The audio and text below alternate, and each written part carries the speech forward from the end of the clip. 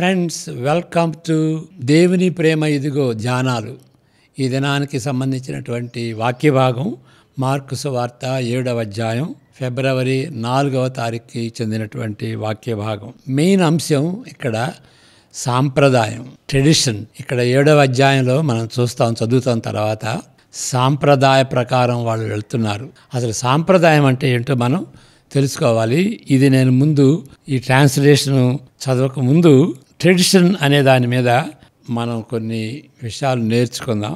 Tradition అంటే Roman Catholics tradition అని Protestants అంటారు. వాళ్ళు దేవుని విశ్వసిస్తారు, వాక్య ప్రకారం పోతారు, కానీ ట్రెడిషన్స్ కూడా కలుపుకుంటారు అని ప్రొటెస్టెంట్స్ రోమన్ క్యాథలిక్స్ని విమర్శిస్తారు. ఆ విధంగా రెండోది ఏంటంటే సొసైటీలో సాంప్రదాయాలు ఉంటాయి. అవి రైట్ కావచ్చు, రాంగ్ కావచ్చు. మరి క్రొత్త నిబంధనలో ఉన్నటువంటి ట్రెడిషన్, ఇప్పుడు ఇక్కడ మార్కు సువార్త 7 దానిలో ట్రెడిషన్స్ ఉన్నాయి. వీటి గురించి మనం చెప్పుకుందాం. ఇక్కడ రెఫర్మేషన్ టైంలో సోలా స్క్రిప్చర్ అంటే వాక్యం ఒకటే. అంటే రిఫర్మేషన్కి ముందు ఏం జరిగిందంటే క్రొత్త విధంగా క్రొత్త సిద్ధాంతాలని సృష్టించాలి అని అనుకునేటువంటి వాళ్ళ ప్రపోజ్ చేస్తున్నటువంటి వాటిని ఏదో రీతిగా వాక్యానికి అంటుగట్టాలి అనేటువంటి రీతిగా వాళ్ళు చాలా పాటుపడ్డారు. కానీ పాటుపడినప్పుడు అది డైరెక్ట్గా ఇట్లా వాక్యానికి లేఖనాలకి డైరెక్ట్గా తీసుకురాకుండా దాని ఇన్ఫరెన్స్ తీసుకున్నారు. అంటే ఇది వాక్యం ఇట్లా చెబుతుంది కాబట్టి దీని ఇట్లా చేయొచ్చు, దీన్ని ఇట్లా ఇది ఉంది కాబట్టి దీన్ని ఎట్లా చేయొచ్చు అని దీన్ని ఇన్ఫరెన్స్ అంటారు. దీనికి ఫలితం ఇది. ఈ సరళిలో, ఈ యొక్క ఆర్డర్లో చిట్ట చివరికి ఈ విధంగా వచ్చేటప్పటికి ఈ వాక్యానికి, లేఖనాలకి, మరి సాంప్రదాయాలకి దీనికి అతికినట్టుగా ఉండదన్నమాట. కాబట్టి ఈ ఇన్ఫరెన్సెస్ని బట్టి డైరెక్ట్గా తీసుకురాకుండా ఈ ఇన్ఫరెన్సెస్ని బట్టి ఇట్లా చేశారన్నమాట. ఆ విధంగా కానీ ఏదో రీతిగా వాళ్ళ యొక్క అనుభవాలు, వాళ్ళ ఆలోచన తీరు, వాళ్ళు చేసేటువంటి పద్ధతులు ఏదో విధంగా లేఖనాలకి అంటుకట్టాలని ప్రయత్నం చేశారు. ఇప్పుడు రిఫర్మేషన్ వచ్చినప్పుడు, మత సంస్కరణ అంటాం కదా, ఈ రిఫర్మేషన్ వచ్చినప్పుడు రిఫర్మేషన్లో ఒక భాగం ఏంటంటే సోలా స్క్రిప్చర్ అంటే సాంప్రదాయాలు కాదు, లేఖనాల మీదే ఆధారపడాలి అనేటువంటి రీతిగా ఓన్లీ స్క్రిప్చర్, లేఖనాలు మాత్రమే అనేటువంటి ఆ విషయాన్ని వాడుక పథకం చేశారు. దాన్ని బట్టి క్యాథలిక్స్ వాళ్ళు ఆలోచించారన్నమాట, ఏంటి స్కోలా స్క్రిప్చరా అంటున్నారు అని. ఈ పదాన్ని బట్టి వాళ్ళు ఇంకా బాగా ఆలోచించి వాళ్ళు ఏమని కన్క్లూషన్కి వచ్చారు అని అంటే, దేవుడు తన ప్రత్యక్షత అంటే ట్రూత్ అనొచ్చు, సత్యాన్ని ఇప్పుడు బైబిల్లో కూడా ట్రూత్ అని అంటే సత్యం అని అంటే అది దేవుడు బయలుపరిచినటువంటి సత్యం అని అర్థం అన్నమాట. కాబట్టి దేవుడు బయలుపరిచినటువంటి వాడు రెవల్యూషన్ అంటాం ఇంగ్లీష్లో. వాటిని దేవుడు సంఘానికి ఇచ్చాడు. ఆ సంఘం వాటిలో ఉన్నటువంటి ఆ కొన్ని సత్యాలని స్క్రిప్చర్లో ఉంచాడు, అంటే లేఖనాల్లో ఉంచాడు. అంటే లేఖనాల్లో ఉన్నవి కొన్ని సత్యాలు, తర్వాత సాంప్రదాయంలో ఉన్నవి కొన్ని సత్యాలు. ఆ విధంగా ఈ దేవుడిచ్చినటువంటి సత్యాలని ఇక్కడ ఉంచారు. ఇక్కడ ట్రెడిషన్స్, సాంప్రదాయాల్లో ఉన్నటువంటి సత్యాన్ని వాళ్ళు ఏం చేశారంటే చర్చి దానికి కస్టోడియన్. వాళ్ళు ఆ యొక్క సాంప్రదాయాల్ని సంఘమే కాపాడాలి, సంఘమే ముందుకు కొనసాగించాలి, సంఘమే ఒక తరాన్ని నుండి ఒక తరానికి అందచేయాలి అనేటువంటి విధంగా ఈ తలంచారన్నమాట. కాబట్టి దేవుడిచ్చినటువంటి యొక్క సత్యాలు ఎక్కడున్నాయి అంటే లేఖనాల్లో ఉన్నాయి, సాంప్రదాయాలు ఉన్నాయి. ఆ సాంప్రదాయాలుకి కస్టోడియన్ అంటే భద్రంగా ఉంచేటువంటి మెయింటైన్ చేసేటువంటి వ్యక్తిని కస్టోడియన్ అంటారు. ఆ యొక్క సాంప్రదాయాలకి కస్టోడియన్ ఎవరు అంటే సంఘం. అది సంఘమే కాపాడాలి, సంఘమే తరతరాలకి కొనసాగించాలి అనేటువంటి అర్థం అన్నమాట. ఇప్పుడు మనం ఈ రోమన్ క్యాథలిక్ ట్రెడిషన్ని ఆ విధంగా అర్థం చేసుకోవాలి. ఇప్పుడు సొసైటీలో కూడాను కొన్ని సాంప్రదాయాలు ఉంటాయి. అవి మంచివి కావచ్చు, చెడ్డవి కావచ్చు, మంచివి కావచ్చు, చెడ్డవి కావచ్చు. ఈ మంచివి చెడ్డవి అనేది దేని బట్టి మంచి అంటున్నాం, దేని బట్టి చెడు అంటున్నాం అంటే సొసైటీకి ఏది అనుకూలంగా ఉంటుంది అది మంచిది, అననుకూలంగా ఉంటే అది చెడ్డది. అంతేగాని అది సత్యం మీద ఆధారపడింది కాదు. దేవుడు బయలుపరిచినటువంటి సత్యాల మీద ఆధారపడింది కాదు. దేనికి అడ్వాంటేజ్ అయితే సొసైటీకి సమాజానికి అడ్వాంటేజ్ అయితే అది మంచిది అన్నట్టుగా నిర్వచించారు దాన్ని. మరి క్రొత్త నిబంధనలో 7 మొదటి 13 వచనాలు చదువుదాం. ఇక్కడ ఉన్నటువంటి సత్యాలు దేవుని వాక్యానికి సంబంధించినటువంటి దానికి ఆ సత్యాలు అంటాం.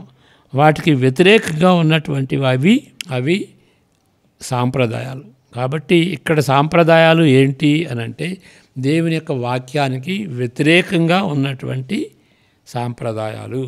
ఈ వాక్య భాగం చదువుకుందాం. మార్కు సువార్త 7:1-13. యెరూషలేము నుండి వచ్చిన పరిసయ్యులను శాస్త్రులలో కొందరు ఆయన యొద్దకు వచ్చి యేసు ప్రభు దగ్గరకు వచ్చి ఆయన శిష్యులలో కొందరు అపవిత్రమైన చేతులతో అనగా కడుగని చేతులతో భోజనం చేయటం చూచిరి. పరిసయ్యులు యూదులందరూ పెద్దల పారంపర్యాచారమును బట్టి, దాన్ని ట్రెడిషన్స్ అంటాం, పారంపర్యాచారంను బట్టి చేతులు కడుక్కుంటేనే కానీ భోజనము చేయరు. చేతులు కడుక్కుంటే కానీ భోజనం చేయరు అనేది మనకు అర్థమవుతుంది కదా. ఎందుకంటే మన చేతులు కడుక్కోకుండా అట్లా భోజనం చేస్తాం. కానీ ఈ చైనీసు ఈ ఫోర్క్తో కానీ లేకపోతే స్టిక్స్తో తింటారు కదా. మరి పాశ్చాత్య దేశాల్లో అయితే స్పూన్స్ ఫోర్క్స్ అవి ఉంటాయి. వాళ్ళు చేతులు కడుక్కోని అవసరం లేదు. మనమైతే చేతితో తింటాం కాబట్టి చేతులు కడుక్కుంటాం. కానీ వాళ్ళు వేరే వాటిని వాడుకున్నా కానీ సాంప్రదాయపరంగా చేతులు కడుక్కోవటం అన్నమాట. ఇప్పుడు డెడ్ సీ స్క్రోల్స్ అని వాళ్ళు యూదులు ఉన్నారు. డెడ్ సీ స్క్రోల్స్లో అక్కడ డిస్కవర్ చేస్తే అంటే 1947లో డెడ్ సీ స్క్రోల్స్ దొరికినాయి. అక్కడ తర్వాత ఎక్స్కవేషన్ చూస్తే చాలా బాత్ టబ్స్, బేదింగ్ ప్లేసెస్ ఉన్నాయి అన్నమాట. వాళ్ళని ఎస్సీనిక్ కమ్యూనిటీ అంటారు. ఆ ఎస్సీనిక్ కమ్యూనిటీ వాళ్ళు యెషయాలో ఉన్నటువంటి వాక్యాన్ని చూసి దేవుని యొక్క రాజ్యాన్ని అరణ్యంలో ప్రిపేర్ చేయండి అని యెషయా 41-2-3 వచనాల్లో ఉంటుంది కదా. కాబట్టి దేవుని యొక్క రాజ్యాన్ని ప్రిపేర్ చేసేటువంటి వాళ్ళుగా అస్సీన్స్ అక్కడ అరణ్యంలో ఉన్నారు. అరణ్యంలో ఉండి వాళ్ళు స్క్రిప్చర్స్ని ట్రాన్స్లేట్ చేశారు, కామెంటరీస్ రాశారన్నమాట. చాలా దొరికినాయి అక్కడ. అప్పుడు ఆ కాపీ చేస్తున్నప్పుడు వాళ్ళు ఏం చేశారంటే స్నానం చేసేవాళ్ళు. రోజుకి 2-3 సార్లు స్నానం చేసేవాళ్ళు. యెహోవా అనేటువంటి మాట వచ్చిందంటే అక్కడ కలంతో రాసినప్పుడు ఆ కలాన్ని కడుక్కునేవాళ్ళు, వేరే ఇంకు వాడుకునేటువంటి వాళ్ళు, స్నానం చేసేటువంటి వాళ్ళు. అది అశుభ్రమై భౌతికంగా అశుభ్రమైన దాన్ని బట్టి స్నానం చేయటం కాదు, ఆచారాన్ని బట్టి చేతులు కడుక్కోవటం, స్నానం చేయటం, ఇదంతా ఆచారపరంగా అన్నమాట. ఇప్పుడు మన దేశంలో కూడాను అలాంటి ఆచారాలు ఉన్నాయి. ఇప్పుడు నలుగేస్తూ అంటారు. 9 రోజులు 11 రోజులు పెళ్లి కొడుక్కి పెళ్లి కూతురికి నలుగేస్తారు. అది ఒక విధంగా ఆచారం అనే చెప్పవచ్చు. మరి అలాంటివి శుద్ధిగా చేసుకోవటానికి అంటే అపవిత్రంగా లేకపోతే అన్క్లీన్గా ఉన్నప్పుడు వాటిని కడుక్కోవటం వేరు. ఆచారం ప్రకారం, మతాచారం ప్రకారం కప్పులో నీళ్ళు వేసుకుని లేకపోతే ఇక్కడ చేతులు కడుక్కోవటానికి నీళ్లు పోసుకోవటం అవి వేరన్నమాట. కొంతమంది స్నానాలు కూడా చేస్తారు కదా, వీటిలో స్నానాలు చేస్తారు. అది ఆచారం చొప్పున, మురికిపోవటం కోసం కాదు, ఆచారం చొప్పున మతానికి సంబంధించినటువంటి ఆచారాలు అన్నమాట. దాని గురించి ఇక్కడ మనం చదువుతున్నాం. 4వ వచనం, మరియు వారు సంత నుండి వచ్చినప్పుడు నీళ్లు చల్లుకుంటేనే కానీ భోజనం చేయరు. ఇదిగాక గిన్నెలను, కుండలను, ఇత్తడి పాత్రలను నీళ్లతో కడుగుట మొదలగు అనేక ఆచారములను వారు అనుసరించేవారు. అప్పుడు పరిసయ్యులను, శాస్త్రులను, నీ శిష్యులందుకు పెద్దల పారంపర్యం చొప్పున నడుచుకొనక అపవిత్రమైన చేతులతో భోజనం చేయుచుందురని ఆయనను అడిగిరి. అందుకు ఆయన వారితో ఇలాగ చెప్పాను, ఈ ప్రజలు పెదవులతో నన్ను పరచుదురు కానీ వారి హృదయము నాకు దూరముగా ఉన్నది. ఇది మెయిన్ ప్రాబ్లం. అందుకు ఆయన వారితో ఇలాగ చెప్పాను, ఈ ప్రజలు పెదవులతో నన్ను గణపరచుదురు కానీ వారి హృదయము నాకు దూరముగా, వారు మానవులు కల్పించిన పద్ధతులు దేవోపదేశములని బోధించుచు నన్ను వ్యర్థముగా ఆరాధించుదురు అని వ్రాయబడినట్టు. 8వ వచనం, మీరు దేవుని ఆజ్ఞను విడిచిపెట్టి మనుషుల పారంపర్యాచారమును గైకొనుచున్నారు. 9వ వచనం, మరియు ఆయన మీ పారంపర్యాచారమును గైకొనుటకు దేవుని ఆజ్ఞను బొత్తిగా నిరాకరించుదురు. నీ తల్లిదండ్రులను గణపరచవలననియు తండ్రినైనను తల్లినైనను దూషించువానికి మరణశిక్ష విధింపవలననియు మోషే చెప్పాను కదా. అయినను మీరు ఒకడు తన తండ్రినైనను తల్లినైనను చూచి నా వలన నీకు ప్రయోజనం మగునది ఏదో అది కోర్బాను అనగా దేవార్పితమని చెప్పిన ఎడల తన తండ్రికైనను తల్లికైనను వానిని ఏమీయూ చేయనీయక మీరు నియమించిన మీ పారంపర్యాచారం వలన దేవుని వాక్యమును నిరర్ధకము చేయుదురు. ఇటువంటివి అనేకములు మీరు చేయుదురని చెప్పాను. ఇక్కడ కోర్బాను అంటే దేవునికి అర్పించింది. దేవునికి అర్పించడం అంటే వాళ్ళకి అర్పించేది, అక్కడ రబ్బాయిస్కి అర్పించేది అన్నమాట. కాబట్టి తల్లిదండ్రులకి ఇవ్వాల్సిన దాన్ని, వాళ్ళు గణపరిచిన దాన్ని గణపరచకుండా కోర్బాన్ అని వాళ్ళకి చెందకుండా కోర్బాన్ అని పెట్టుకుని వాళ్ళు పరిసయ్యులు బోధలకి ఇచ్చుకునేటట్టుగా అది దేవునికి అర్పితమైంది కాబట్టి తల్లిదండ్రులకి ఇవ్వరు అని. కానీ వాక్యం ఏం చెబుతుంది, నీ తల్లిని తండ్రిని సన్మానించుము. కాబట్టి వీళ్ళ సాంప్రదాయం, ఆ కోర్బాను సాంప్రదాయం దేవుని వాక్యానికి వ్యతిరేకంగా ఉంటుందన్నమాట. ఇలాంటివి ఈ సాంప్రదాయం అంటే అనేక రకాలుగా ఉన్నట్లుగా మనం గమనించాలి. దేవుని వాక్యానికి వ్యతిరేకంగా ఉన్నటువంటి సాంప్రదాయాలు, కొన్ని సాంప్రదాయాలు ఏముంటాయి, దేవుని వాక్యానికి అనుకూలంగా ఉంటాయి, అననుకూలంగా ఉంటాయి. ఏది నిర్ణయించేది? సొసైటీ కాదు, దేవుని వాక్యం నిర్ణయిస్తారన్నమాట. ఆ దేవుని వాక్యానుసారంగా జీవించినప్పుడు అప్పుడు నిజమైనటువంటి రిఫర్మేషను జీవితాలకు వస్తుంది. అందువలన సోలా స్క్రిప్చరా అంటే దేవుని వాక్యమే, దాన్ని బట్టి నడుచుకోవాలి అని రిఫర్మేషను స్లోగన్ అది. ఇప్పుడు మనం చదువుకుందాం for the love of God. English వచ్చినటువంటి వాళ్ళు దయచేసి ఆ 2 వాల్యూమ్స్ని కొని చదవండి. రోజుకి 4 అధ్యాయాలు చదివేటట్లయితే బైబిల్ అంతని సంవత్సరంలో కవర్ చేయొచ్చు. మళ్ళా క్రొత్త నిబంధనని 2 సార్లు చదవచ్చు. దానికి సంబంధించినటువంటి ఈ ట్రాన్స్లేషన్ ఇది. ప్రొటెస్టెంట్లు చాలామంది సాంప్రదాయాలను గూర్చి అనుమానిస్తారు. సాంప్రదాయాలు ఎందుకు అని కొంచెం సినికల్గా చూస్తారన్నమాట. సామాన్యంగా సమర్థించే వాదాలను బట్టి ప్రొటెస్టెంట్లు తరచుగా ఈ విధంగా చెబుతారు. రోమన్ క్యాథలిక్స్ బైబిల్తో పాటు సాంప్రదాయాలను హత్తుకునేవారని, ప్రొటెస్టెంట్లు కేవలం బైబిల్కు మాత్రమే పరిమితమవుతారని నమ్ముతారు ప్రొటెస్టెంట్ వాళ్ళు. కానీ మార్కు 7వ అధ్యాయంలోని పారంపర్యాచారములను, ట్రెడిషన్స్ను గురించి సరైన తీరులో అవగాహన చేసుకున్నటకు అనేక విషయాలను క్షుణ్ణంగా తెలుసుకోవాలి. మొదటిది, చారిత్రక సంఘములకు చెందినది అంటే రిఫర్మేషన్కి, చరిత్రలో జరిగినటువంటి రిఫర్మేషను 1700స్లో జరిగింది కదా. ఆ రిఫర్మేషను తరువాత ఏర్పడిన విభేదాల స్పష్టత సంస్కరణకు ముందే లేదనుటకు చాలా మంచి ఆధారాలు ఉంటున్నవి. అంటే రిఫర్మేషన్కి ముందు వేరు, రిఫర్మేషన్ తర్వాత వేరు, వాటికి వీటికి చాలా తేడా ఉన్నది. రిఫర్మేషన్ వచ్చినటువంటి తర్వాత వచ్చినటువంటి ఆ యొక్క నియమాలు అంత రిఫర్మేషన్కు ముందు లేవు అని చాలా రూఢిగా మనం చెప్పవచ్చు.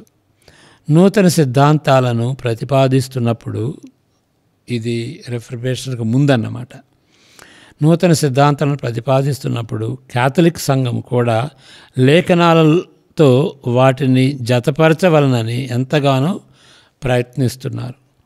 బహుశా పలు విధములైన ఫలితార్థపు సరళిని, సిరీస్ ఆఫ్ రెఫరెన్సెస్ వాడుకుని దాని లేఖనాలు మాత్రమే లేఖనాలు మాత్రమే సోలా స్క్రిప్చరా అనే సంస్కరణ నినాదము ఎదుర్కొన్నప్పుడు వారి స్పందన ఈ విధంగా ఉంటుంది. ఏంటి ఈ నూతన సిద్ధాంతాలు అంటే ఇక్కడ రిఫర్మేషన్ను స్పందిస్తూ చేసినటువంటిది అన్నమాట. అంతకు ముందున్నది కాదు, నేను చెప్పినట్టుగా తర్వాత వచ్చిందేనమాట. ఈ సిద్ధాంతాలు, నూతన సిద్ధాంతాలు ప్రతిపాదిస్తున్నప్పుడు వాళ్ళు ఏదో రీతిగా వాళ్ళ యొక్క అలవాట్లని లేఖనాలకి అంటగట్టాలని చూశారన్నమాట. సోలా స్క్రిప్చరా అని సంస్కరణ నినాదము ఏర్కొన్నప్పుడు వారి స్పందన ఈ విధంగా ఉన్నది.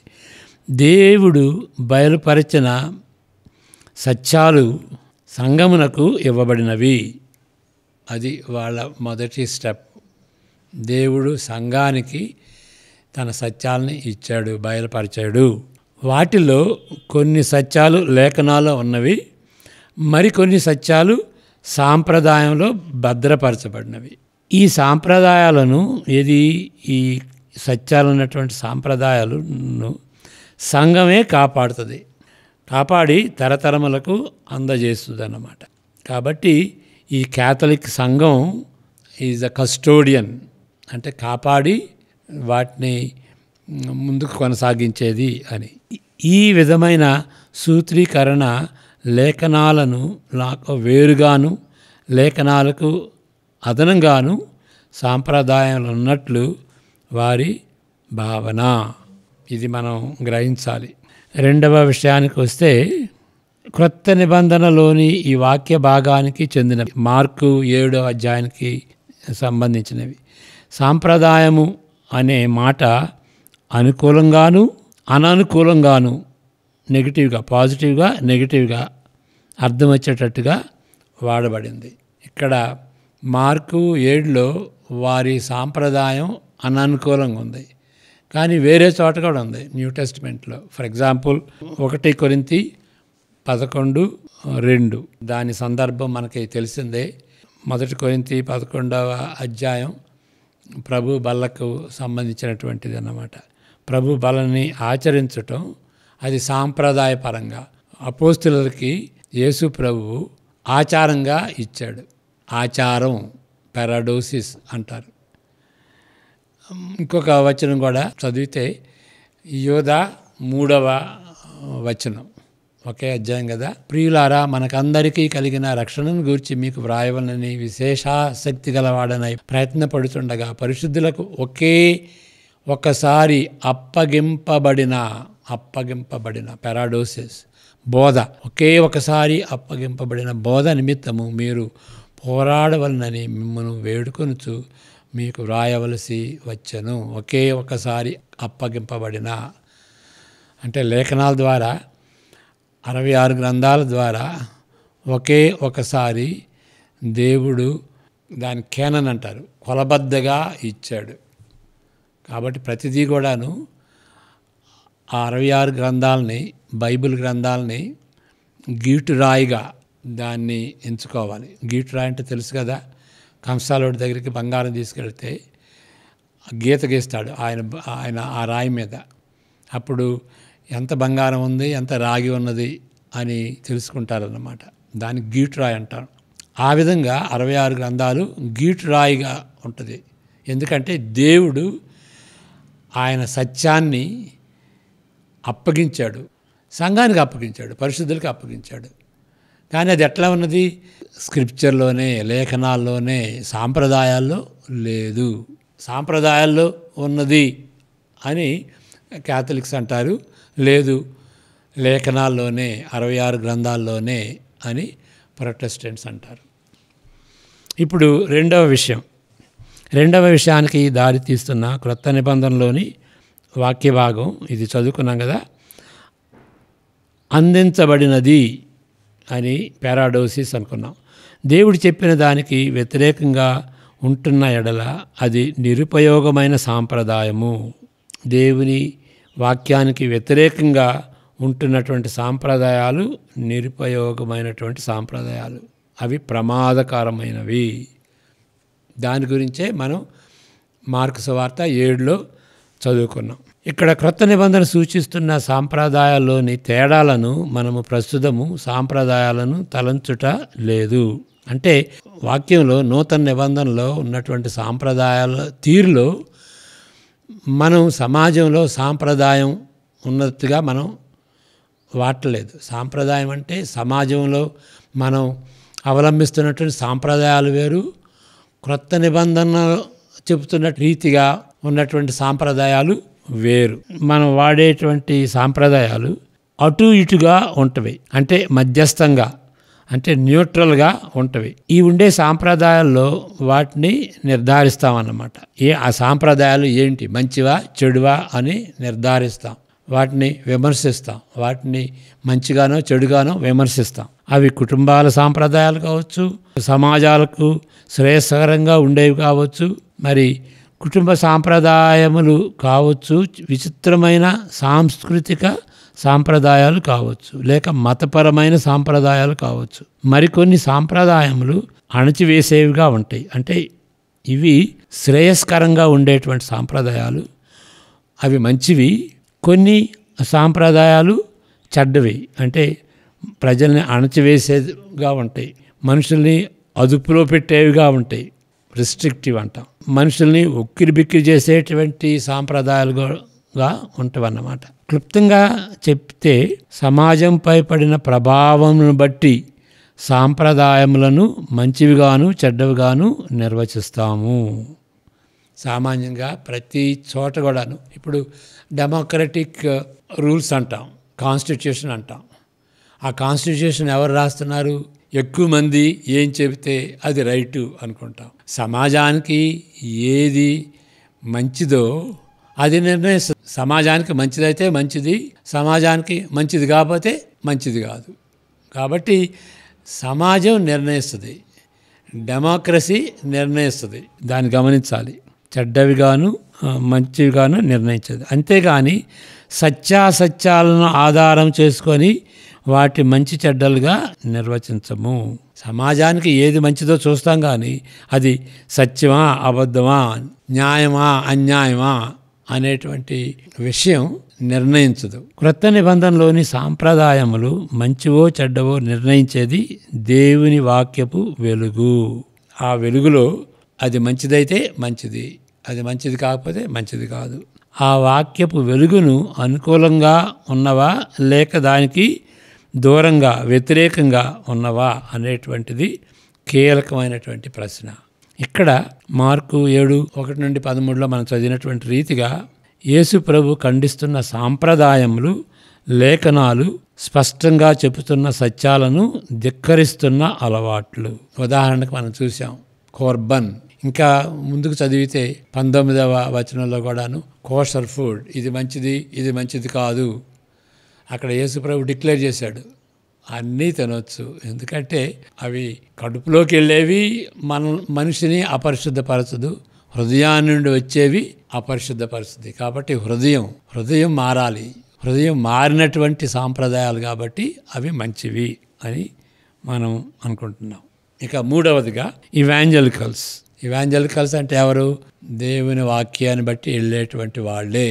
వాళ్ళు కూడాను సాంప్రదాయ ప్రభావానికి లోనవుతారు. ఇవాంజలికల్స్ అని అనిపించుకునే వారు సామాన్యంగా సాంప్రదాయాలను వ్యతిరేకించేవారు. కొన్నిసార్లు వారు కూడా సాంప్రదాయ ప్రభావానికి లోనవుతారు. దేవుని వాక్యమును సాధుపరచే ప్రభావం గల సాంప్రదాయాలకు లోనవుతారు. అది సీరియస్ అన్నమాట. ఇవాంజలికల్స్ అన్నంత మాత్రాన, సోలా స్క్రిప్చరా అన్నంత మాత్రాన, వాక్యమే ఆధారం అనేటువంటి వాళ్ళు అయినంత మాత్రాన ఆ వాక్యాన్ని సాధుపరుచుకునేటువంటి సాంప్రదాయాలకు లోనవుతారు. అవి లేఖనాలకు వారిచ్చే సాంప్రదాయ తాత్పర్యము కావచ్చు, లేక మతపరమైన ఆచారాలు కావచ్చు, సమాజము అంగీకరిస్తున్న జీవిత అలవాట్లు కావచ్చు. ఇవి వాక్యానికి దూరంగా ఉండే సాంప్రదాయాలు. ప్రతి విషయములోనూ క్రీస్తుకు నమ్మకంగా ఉండుట చేత దేవుని వాక్యమునకు లోబడిన సంస్కరణలతో ప్రవర్తన చెంది జీవించుట అని అర్థం. అది నిజమైనటువంటి సంస్కరణ ఏంటి? దేవుని వాక్యానికి లోబడి జీవించడం. అది నిజమైనటువంటి సంస్కరణ, రిఫర్మేషన్.